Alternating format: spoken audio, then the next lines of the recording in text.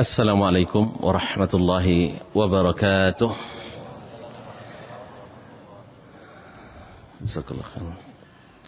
Alhamdulillahi dzil jalali wal ikram, sahibit tawli wal in'am. Ahmaduhu subhanahu wa ta'ala ala ni'amil idham, kama ashkuruhu ala alaihil jisam. Ashhadu an la ilaha illallah wahdahu la sharika lah, al-malikul allam, wa ashhadu anna muhammadan abduhu wa rasuluhu sayyidul anam, alaihi afdalus salati wa atammus salam, wa ala alihi sadatil a'lam, wa ashabihi al-qadatil bararatil kiram, wa tabi'ina lahum bi ihsan ma ta'aqabatil layali wal ayyam. أما بعد فأولى ما يفتتح به الكلام بمثل هذا المقام الوصية بتقوى الله الملك العلام وطاعته على الدوام، فإن تقوى الله أعلى نسب، وإن طاعته أغلى مكتسب، إن أكرمكم عند الله أتقاكم، وتزودوا فإن خير الزاد التقوى. يا أيها الذين آمنوا اتقوا الله حق تقاته ولا تموتن إلا وأنتم مسلمون. معاشر الحاضرين والحاضرات والمشاهدين والمشاهدات أو المستمعين والمستمعات. Para alim ulama, para nenek mama, alim ulama cerdik pandai, tokoh adat, tokoh masyarakat, serta seluruh hadirin dan hadirat yang hadir di Masjid Rahmatan lil Alamin, Universitas Putra Indonesia. Saya mengira dulu Universitas Pendidikan Indonesia, ya cabang 6, atau ini pusatnya. Ternyata ini Putra Indonesia, Masya Allah. Dan Alhamdulillah tadi saya semobil dengan angkatan pertama UPI ini. Nanti saya tunjukkan, jangan sekarang, nanti. Jazakumullah khairan. Yang besar tak saya panggil gelar, yang tak bergelar tak dipanggil nama, sebab nama pun tak tahu semua. Adalah suatu nikmat besar di saat kita hadir di majelis-majelis besar seperti ini, di mana kehadiran kita di sisi Allah adalah suatu amal besar.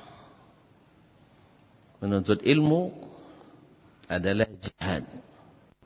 Bahkan seperti kata Imam Abu Ubaid Al-Qasim bin Salam, sejawat Imam Ahmad, mengatakan, Ara anna talab al-ilmi wa nashrahu al-yawma afdal al-jihad. Saya melihat bahwa menuntut ilmu dan menyebarkannya pada hari ini, beliau hidup di abad kedua dan ketiga. Di akhir abad ketiga, di akhir abad kedua dan di awal abad ketiga. Saya melihat jihad terutama pada hari ini adalah menuntut ilmu dan menebarkannya. Sebab Nabi sallallahu alaihi wasallam dan sebelumnya Rabbnya Allah tabaraka wa taala memadankan antara menuntut ilmu dengan jihad fi sabilillah. Ketika Nabi pulang dari Tabuk, dari berjihad yang sangat berat, perjalanan sangat jauh, Kalau hitungan highway hari ini 777 km dari Madinah. Para sahabat bergantian satu onta 3 orang. Yang lain naik, yang 2 berjalan. Sampai-sampai tapak sepatu dan sendalnya habis terkikis oleh lamanya perjalanan. Nah, dalam perjalanan pulang itu turun ayat, "Falaula nafara min kulli firqatin minhum ta'ifatun liyatafaqahu fid din wa liyunziru qaumahum idza raja'u ilaihim la'allahum yahdharun." Mesti ada dari setiap kelompok dari kaum mukminin, ada dari setiap golongan ada sekelompok yang pergi menuntut ilmu. Liyatafaqahu fid din. Untuk apa? Waliyunziru qaumahum idza raja'u ilaihim, supaya memberi peringatan kepada kaum mereka agar mereka mendapat pelajaran. Nah, pada hari ini kita duduk di majelis ini, insyaallah bagian dari cara kita mencari ilmu dan menebarkannya. Semoga siapapun yang menjadi penyebab pertemuan ini, yang mengusahakan majelis ini, yang memfasilitasi perjumpaan ini, walaupun hanya sekedar berbagi senyum saja di antara kita, itu sudah cukup besar pahalanya. Apalagi seandainya kita di dalam majelis ini mendapatkan faedah, mendapatkan pelajaran, menguatkan iman, mengokohkan keyakinan. Semoga itu kita dapatkan. Amin ya rabbal alamin. Oleh itu, mari kita bersyukur kepada Allah Subhanahu wa taala atas nikmat ini. Salawat dan salam kepada baginda Nabi alaihi salatu wassalam. Beliau menjadi contoh terbaik bagi kita, khususnya di tema kajian petang ini. Antara belum hafal judulnya, macam mana nak boleh? Antara ilmu dan kecerdasan. Mana yang diperlukan? Apakah masing-masing bisa berdiri sendiri? Mana yang lebih diutamakan? Nanti kita lihat perseteruan di antara keduanya. Ya, antara ilmu dan kecerdasan. Nabi kita alaihi salatu wassalam sebaik-baik contoh. Laqad kana lakum fi Rasulillah uswatun hasanah. Oleh itu tak boleh lupa. Kapanpun, dimanapun, dalam keadaan apapun, kita mesti berdoa terbaik untuknya, yang diajarkan langsung oleh Rabbnya untuk kita. Innallaha wa malaikatahu yusalluna 'alan nabi ya ayyuhalladzina amanu sallu 'alaihi wa sallimu taslima. Allah dan para malaikat bersalawat ke Nabi. Subhanallah. 'Alan nabi ya ayyuhalladzina amanu, wahai orang-orang beriman, tak ingin kalian meniru, tak ingin kalian mengambil manfaat, sallu alaihi wa sallimu taslima, salawatlah kepadanya dan ucapkanlah salam sebanyak-banyaknya. Sebanyak apa kita mengucapkan salawat dan salam, sebanyak itu pula kita mendapat keberuntungan. Kata Imam Ahmad rahimahullah, ahadzun nasi bi Rasulillah sallallahu alaihi wasallam, orang yang paling beruntung dengan keberadaan Nabi alaihi salatu wassalam adalah ahlul hadis. Kenapa ahlul hadis? Karena saya tamat fakultas hadis. Hah? Bukan. Li'annahum kullama dzukira ismuhu sallu alaihi. Kerana mereka bila namanya disebut pasti mereka berselawat kepadanya. Sekali berselawat, Allah balas konten. Ya, bukan cashbon istilahnya, bukan kredit. Allah balas konten. Bahkan ada suatu hikmah yang Allah tunjukkan dalam bab ini. Setiap ada yang berselawat, Allah kembalikan ruh Nabi kita alaihi salatu wassalam untuk menjawab salam kita. Penting tak? Dikembalikan ruhnya, lalu menjawab salam kita. Dan ditugaskan malaikat khusus menyampaikannya. Antum jangan pikir, ya bagaimana pula caranya itu. Mati dulu biar tahu.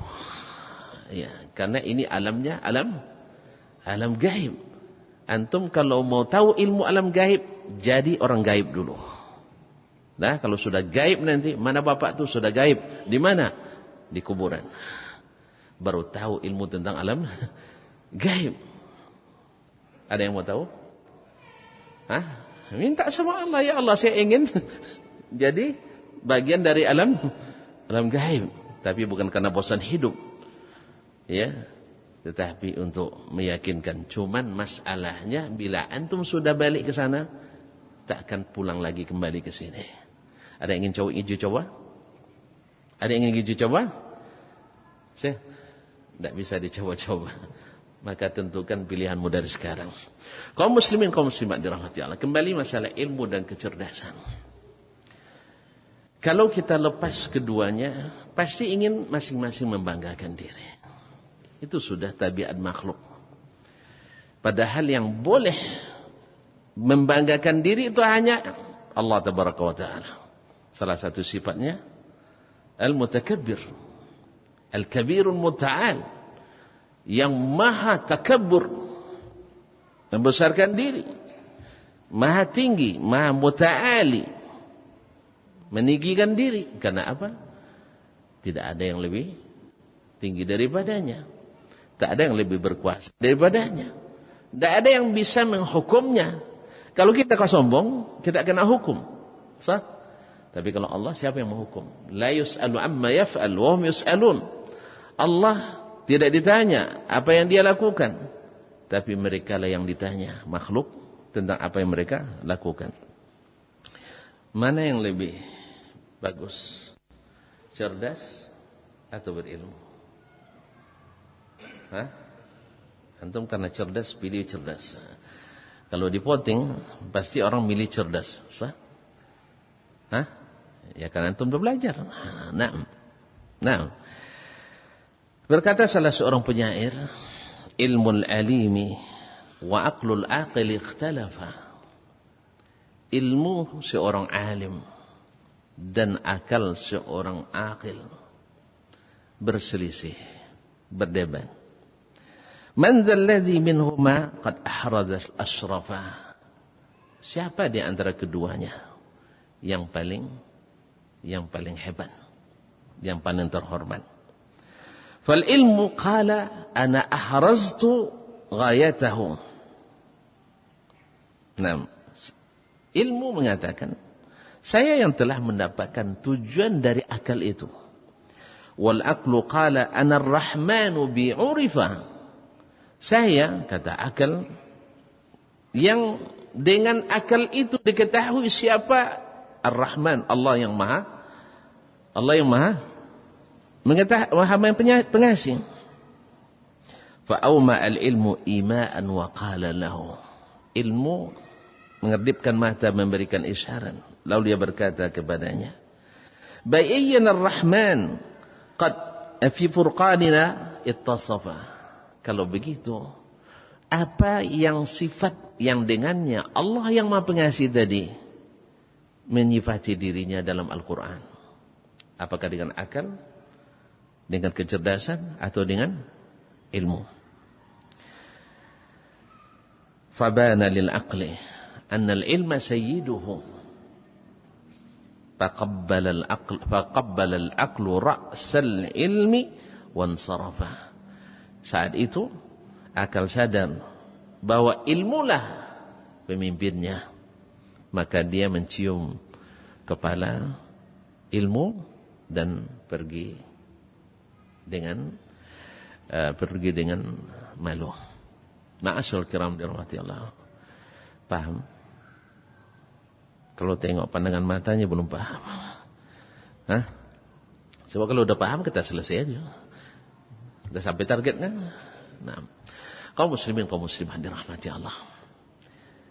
Ilmu dalam pujangga ini menggambarkan ilmu dan kecerdasan akal itu berlomba-lomba.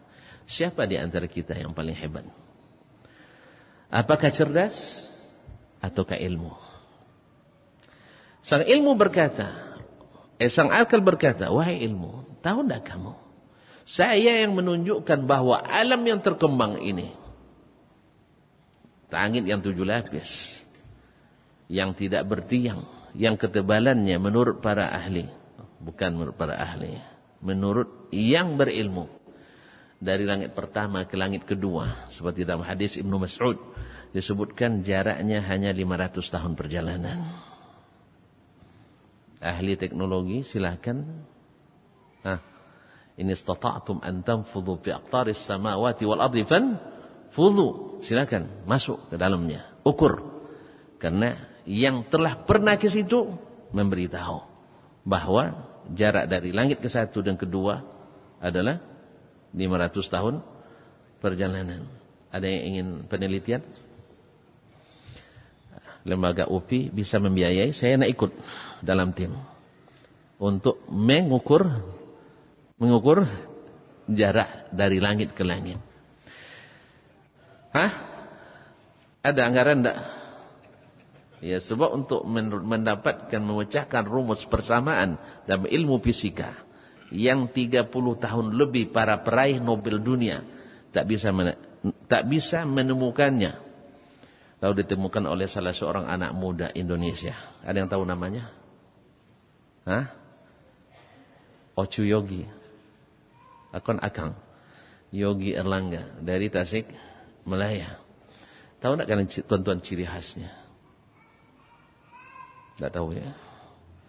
Anak muda berjenggot, celana cingkrang, kemana-mana bawa mushaf, kemudian rajin solat berjamaah di masjid, dan menjadi asisten atau menjadi dosen di King Faisal University di Riyadh.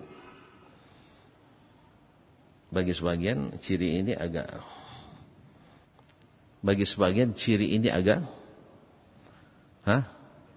agak mencurigakan.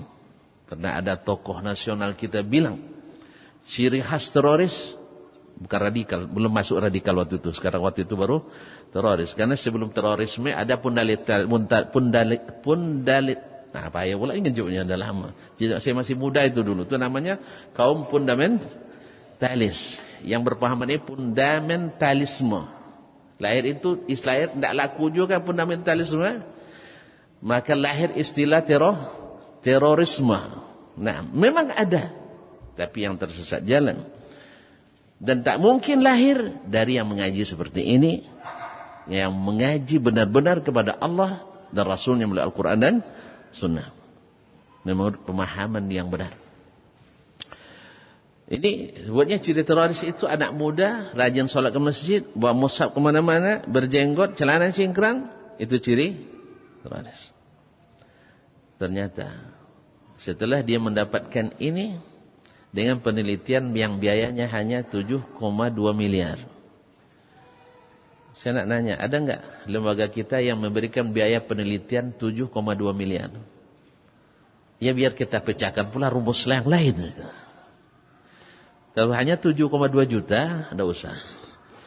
Ini nanti hanya cukup dengan bukti fisik, selfie, ya, foto bersama, buat spanduk, ada perkunjungan, ada tiket, ada bukti nginap dan sebagainya. Kalau 7 hanya 7,2 juta. Ini 7,2 miliar. Ya, melalui Arab Saudi, dia ke Jerman dan akhirnya menemukan rumus itu. Yang kegunaannya tentu lebih tahu untuk ilmu komunikasi, pertambangan dan perhubungan, bisa mengefisiensi dana operasionalnya 65%. Hebat enggak? Aku tidak biasa berhemat. Iyalah.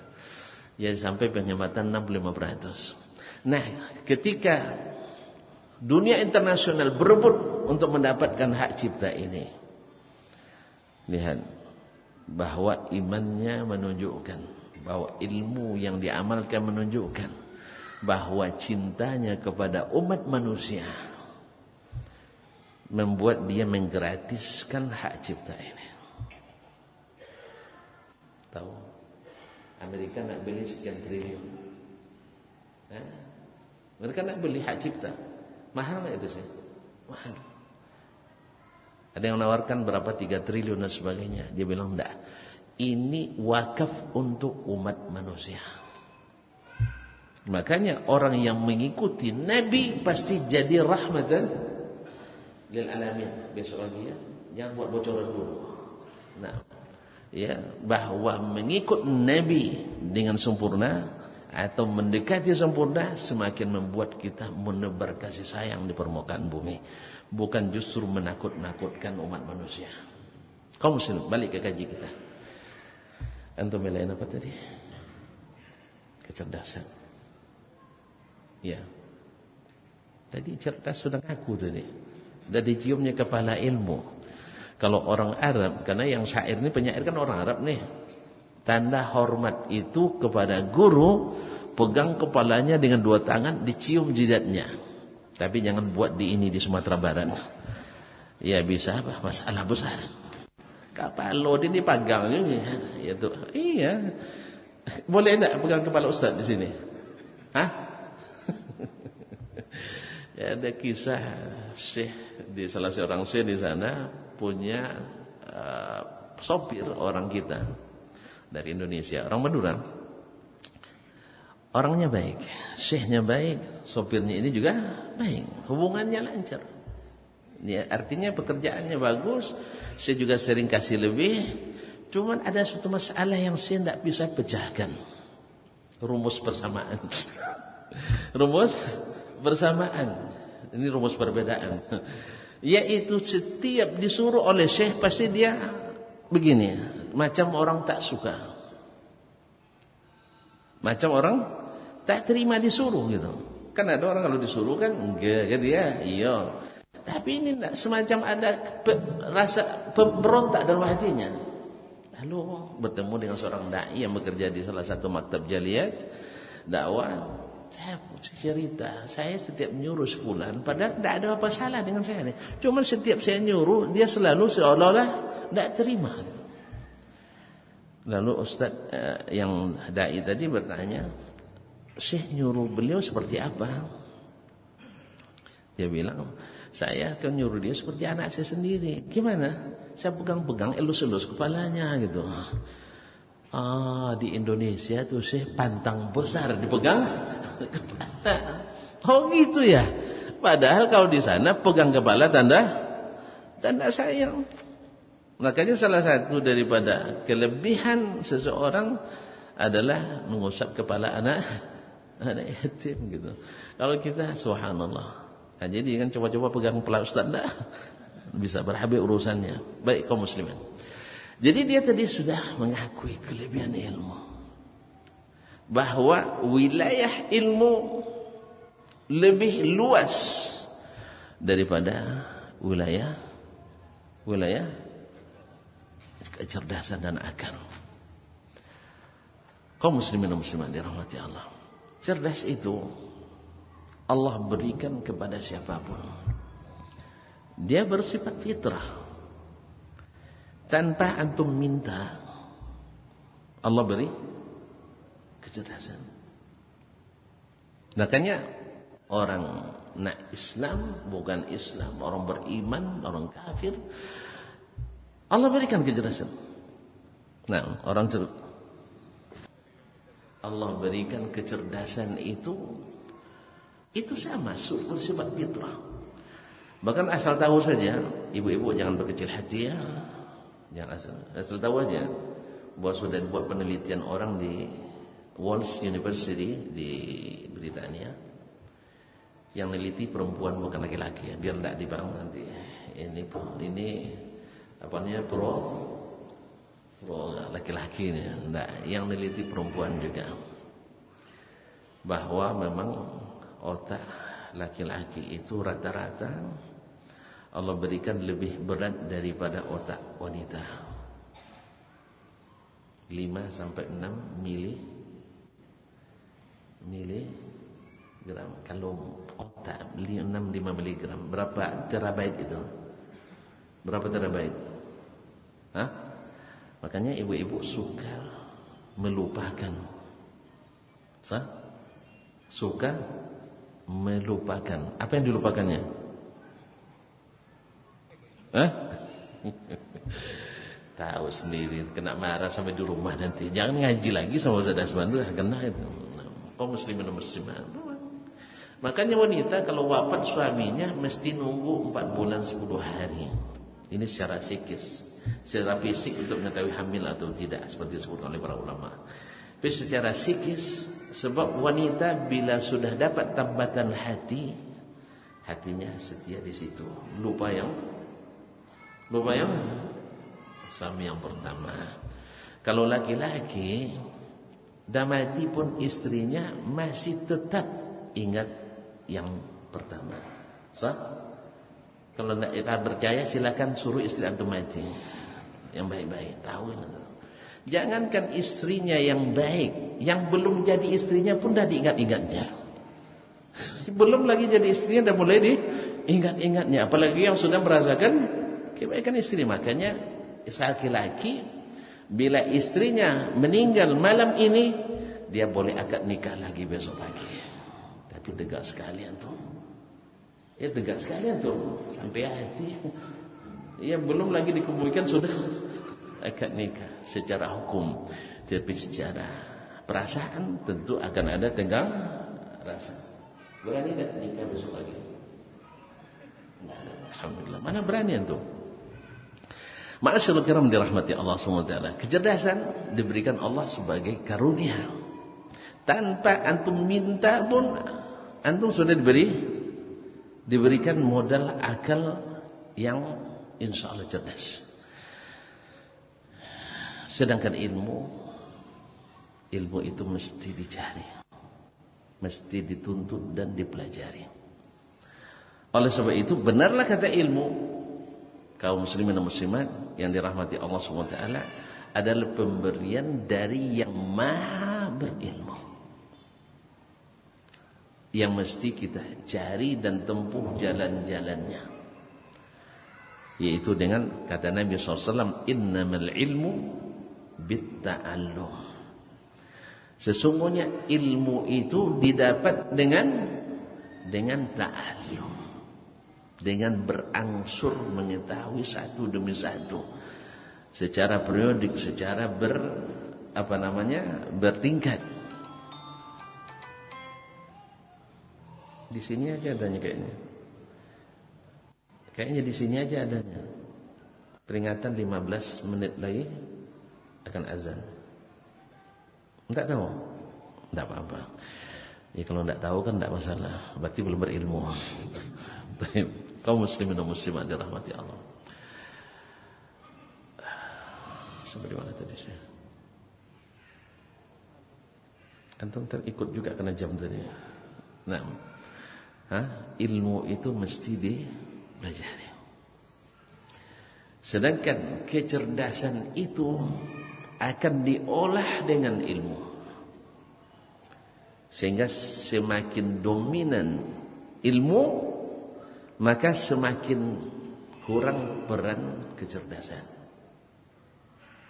Tetapi semakin kurang ilmu, maka yang dominan adalah kecerdasan. Ma'asyarul kiram dirahmati Allah. Kecerdasan seseorang pada umumnya adalah mengolah barang yang sudah ada, mengolah sampel yang sudah ada. Sedangkan ilmu mencari sesuatu yang belum ada sebelumnya, belum tahu sekali. Sehingga sebagian ulama mengumpamakan ilmu dan akal itu seperti kalau dulu orang menggiling tepung pakai kilangan. Tahu kilang? Tidak ingat lagi, itu lahir berapa sih?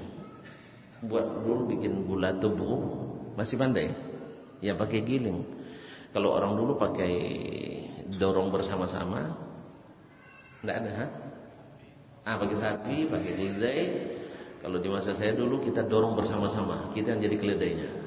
Nah itu, daripada upahnya diambil sama keledai, kita yang ngambil gitu. Nah, kan lebih baik sih. Keledai sedikit upahnya, rumput dikasih.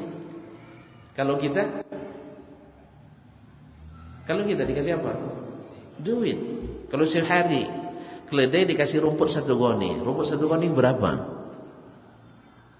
Ayo. Tidak tahu harganya lagi. Ini orang fakultas pertanian dan peternakan, masa tidak tahu? Rumput 1 goni. 35.000. Ini antum harus belajar sama beliau cari rumputnya. Nah, 35.000. Makanya upah keledai lebih rendah. Maka kita yang kerjakan. Nah, kaum muslimin dan muslimat dirahmati Allah. Jadi ibaratnya penggiling itu apa yang kita masukkan itulah yang akan dihasilkan. Orang yang sekarang punya kecerdasan diberikan bahan-bahan tentang ilmu masak memasak. Apa yang dia bisa? Masak? Memasak. Orang yang punya kecerdasan dan logika yang kuat diberikan bahan pemikiran timur dan barat. Apa yang keluar?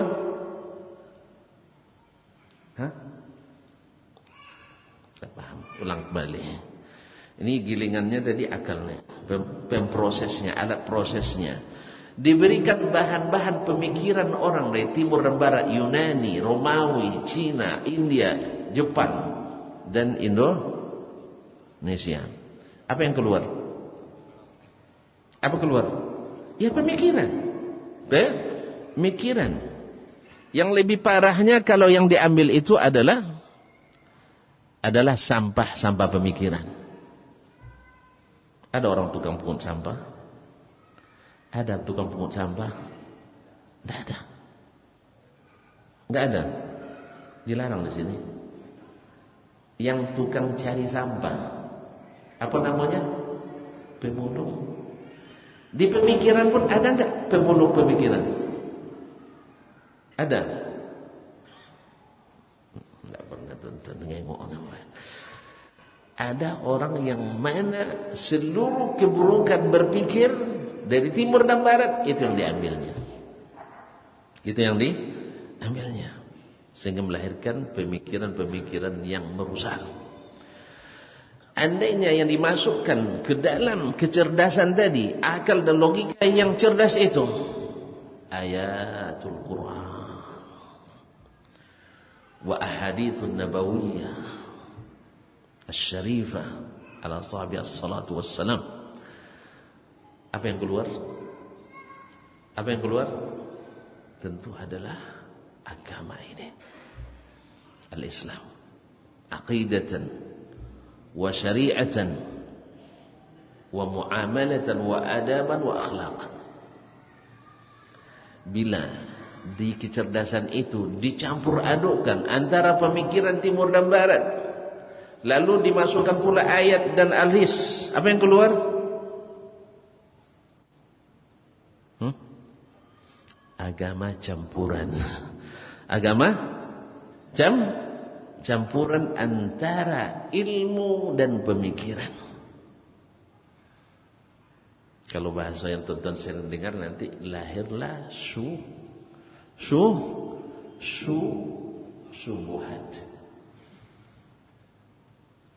Dia baca ayat tapi menyesatkan.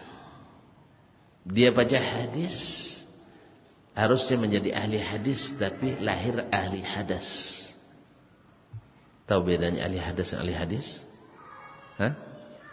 Ahli hadis membuat wuduknya sah. Ahli hadas membuat wuduknya batal. Kalau dibawa solat yang mana? Ya ahli hadis. Kalau ahli hadas tahu enggak hadas? Hadas kecil, hadas besar.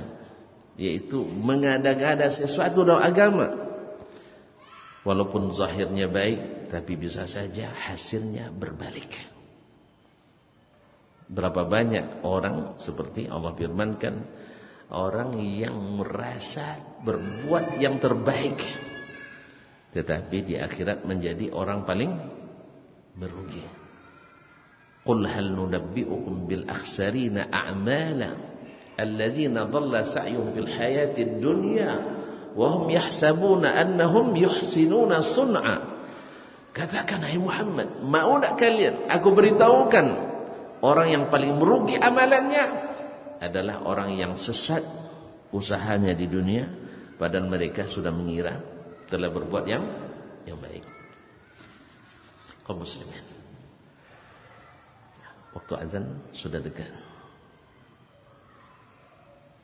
Ya 10 menit dah dekat akhir. Saya sejam aja dekat bagi saya, antum 10 menit. Ya Allah ya Rabbi, ini ingin panjang-panjang nampak. Kaum muslimin dan muslimat dirahmati Allah, kita persingkat. Setuju? Hah? Kita persingkat aja. Hah? Enggak, lepas Isya kita sambung, tapi sebelum Isya ini kita singkat dulu. Kaum muslimin, agar tuan-tuan tahu, bukan agar kita bersama tahu. Masa kami aja yang disuruh tahu, Ustaz tidak mau tahu. Hah?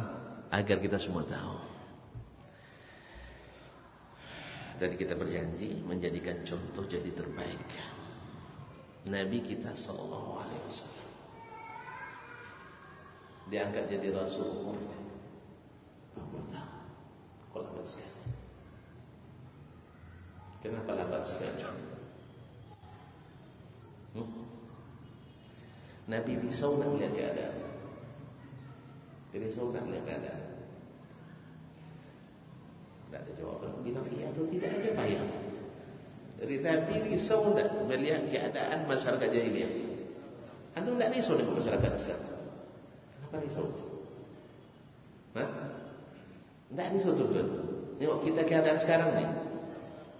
Tak risau. Berapa banyak pengajian dipersekusi? Sah? Berapa banyak masjid yang dihentikan kajian? Berapa banyak antara kaum muslimin berseteru, bersibuk, berselisih sana dan sini? Sah? Risau tak tuan-tuan? Risaulah. Bagi siapa memikirkan umat ini pasti risau. Karena Allah katakan wala tanaza'u fatafshalu wa tadhhab rihukum. Jangan kalian berselisih, jangan berbantah. Nanti kalian gagal dalam kehidupan ini dan hilang kekuatan. Masa antum tak risau saya? Masa tak risau? Nah, cuman antum punya tak cara untuk merubahnya? Bilang iya atau tidak? Bilang tak aja, aman ya, soalnya aman aja nak. Soalnya kalau antum bilang tahu, saya minta gantikan saya lepas Isya. Nah, kaum muslimin dan muslimat dirahmati Allah. Itulah keadaan Nabi kita alaihi salatu wassalam. Nabi kita kapan dia bersifat fatanah? Setelah diangkat jadi rasul atau justru sebelumnya? Tidak ada yang jawab. Bilang aja enggak tahu biar selesai cepat. Nabi sallallahu alaihi wasallam sudah cerdas enggak sebelum diangkat jadi rasul? Sudah cerdas sebelum? Saya ingin salah satu dari tuan-tuan atau puan-puan tunjukkan kepada saya bukti kecerdasan Nabi sebelum diangkat jadi Nabi. InsyaAllah ada hadiahnya. Kalau tidak panitia kasih, saya yang kasih. Nah, Masya Allah, Bapak jangan-jangan dengan ceramah saya.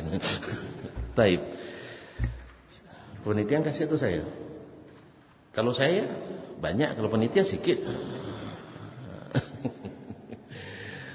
Makan malam Bapak saya yang tanggung malam ini. Biasanya makan malam berapa? Merah, biru atau abu-abu?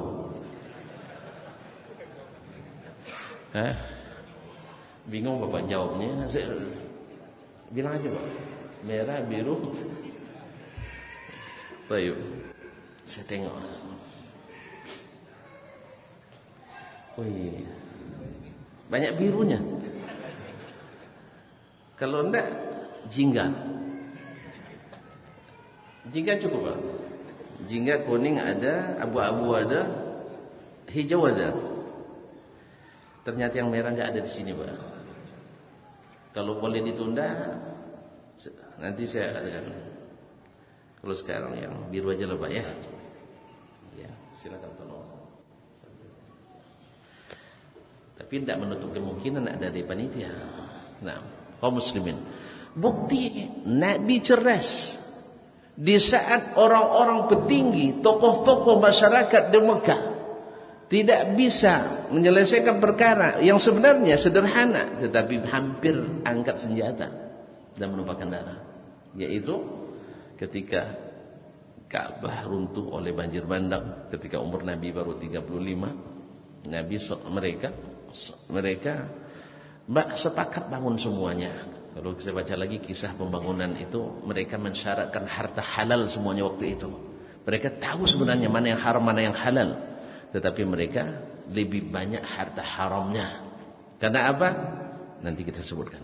Kaum muslimin dan muslimat dirahmati Allah, ketika mengangkat Hajar Aswad kembali ke tempat, mereka hampir tumpah darah gara-gara itu. Masing-masing merasa paling berhak. Apa dasarnya? Yang merasa paling berhak, apa dasarnya mereka mengatakan itu?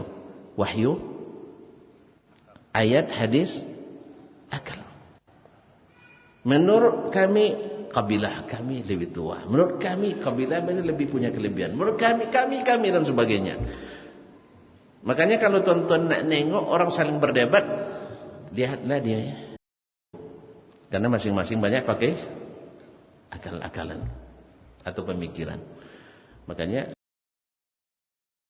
banyak debatnya. Nah, ma'asyiral kiram dirahmati Allah. Akhirnya ada yang mengusulkan bagaimana kalau untuk menyelesaikan masalah ini kita minta ke orang yang pertama hari ini masuk Masjidil Haram. Masya Allah. Siapa yang pertama? Rasulullah SAW, Nabi kita SAW. Ketika mereka mengetahui bahwa yang pertama masuk masjid hari itu Nabi, seluruhnya sepakat dan setuju. Apa maknanya? Mereka paham integritas Nabi, mereka paham dedikasi Nabi, mereka paham kapabilitas Nabi, mereka paham dedikasi Nabi, mereka paham intelijensia Nabi dan sebagainya. Ini pasti penyelesaian yang paling hebat. Nabi SAW ambil ridanya, selendangnya, letakkan, diminta mereka semua mengangkat bersama-sama. Nabi yang pertama mengangkat ke atas rida tadi, sorbannya. Lepas itu masing-masing kabilah pegang tepi-tepi kain tadi. Ikut semuanya? Ikut semuanya? Aman? Aman, asal batanang dapat bagian kesadunya. Itu masalahnya. Sederhana kan? Tapi tidak tahu orang. Ini kecerdasan Nabi SAW. Dalam sebuah kisah musafir Imam Abu Hanifah rahimahullah, mereka musafir udah lama. Ada yang ngusul kita makan sekarang nih pakai minyak zaitun. Minyak zaitun tidak mungkin taruh di telapak tangan. Mereka tidak bawa piring, tidak bawa pula suprah. Gimana caranya? Orang baru berpikir, Imam Hanifah sudah gali tanah yang namanya minyak, benda cair. Benda cair cari tempat yang paling tidak tahu lagi. Ilmu benda cair cari tempat yang paling, maka dibuat lekukan, maka di atas yang diletakkan tempat makanan suprah tadi, sehingga dituangkan di situ. Terserak dia, tumpah. Tidak. Orang masih berpikir beliau sudah sampai pada hasil. Cerdas. Nabi cerdas.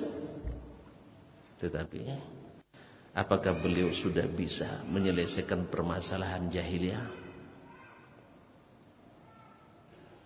Jawabannya selepas azan nanti. Selepas sholat isya. Tidak rela nampaknya tuan-tuannya. Selepas isya atau selepas azan? Selepas isya, alhamdulillah. Kan sudah azan kan? Sudah masuk waktu azan. Belum azan memang belum, tapi masuk waktu azan. Taib. Kadang-kadang di sini harus cermat sekali bercakap. Tak boleh salah sedikit pun.